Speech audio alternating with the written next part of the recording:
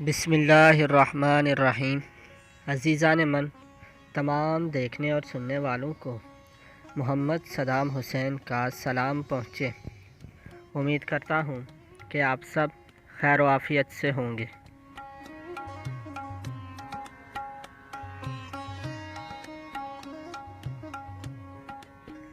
बस्ती में अब कोई घर रोशन नहीं है। दुख ये है लोगों को भी उलझन नहीं है।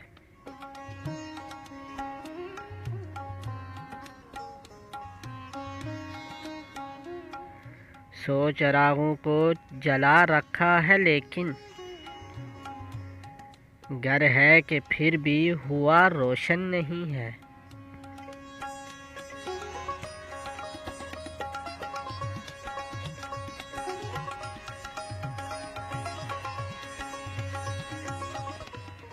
छोड़ सकते हो मुझे इस बार सच में, अब के मुझको भी कोई उलझन नहीं है।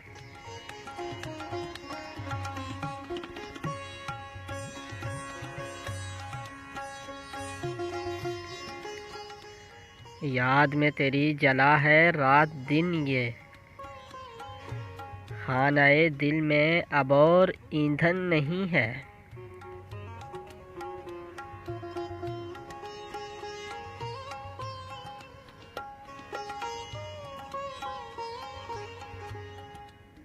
रंजशें बेहद हैं इसके मन में ताहिर,